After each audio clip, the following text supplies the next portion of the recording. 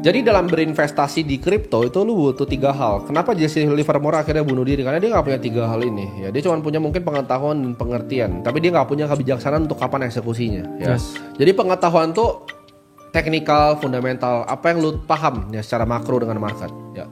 Understanding atau pengertian itu tahu kenapa hal itu terjadi. Contohnya, lu analisa teknikal, oke ini S&P akan turun, tapi lu nggak tahu, lu nggak punya pengertian ya kenapa itu akan turun. Oh karena earnings kuartal 3 itu akan turun. Itu pengertian ya. Kebijaksanaan itu untuk tahu ya. Lu tahu turun tapi kadang lu nggak harus selalu trade. Ya. Gitu. Kapan lu pencet tombolnya, kapan lu melakukan aksi dari antara pengetahuan dan pengertian itu bijaksana, teman-teman. Jadi ketika lu punya 3 itu, lu akan bisa selalu survive di market. Yang punya 3 itu siapa? Warren Buffett. Makanya selamat sampai sekarang. Yes. Ya. Dia apakah tahu market akan turun? Dia tahu. Tapi apakah dia nge-short pas market turun? Belum tentu. Ya. Gitu. Dia nggak sok jago kayak Jesse Livermore. Ya. Makanya orang yang punya time horizon lebih panjang itu kebanyakan selamat. Pasti. Orang bilang gini, oke. Trader paling jago sekarang yang bukan Jesse Livermore yang nggak bunuh diri itu siapa? George Soros. Ya. Hartanya berapa? 6 billion.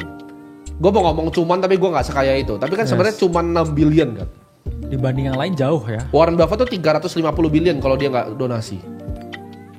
George Soros tuh kayak ikan kecil gitu dibanding Buffett. Berarti caranya Buffett itu lebih works ya. Long only is always better than shorting. Ya. Gitu. Proven gitu. Saylor tuh long only dan sekarang dia udah lebih kaya dari George Soros.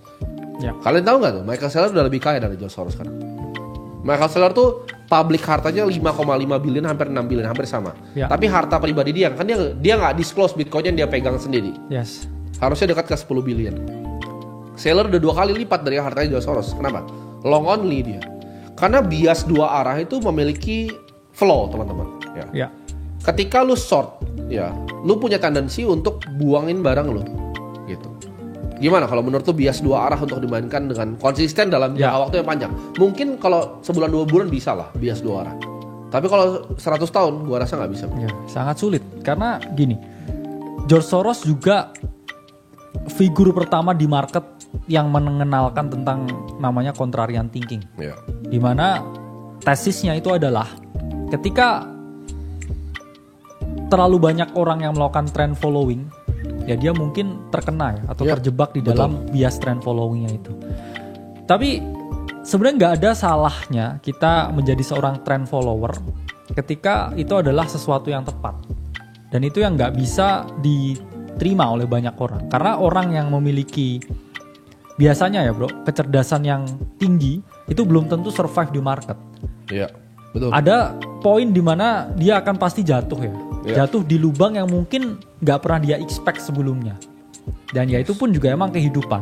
Karena bukan kemampuan yang membuat kita bertahan di market, tapi kebijaksanaan. Ya. Kebijaksanaan untuk apa? Ya mungkin menerima kekalahan. Kebijaksanaan untuk apa?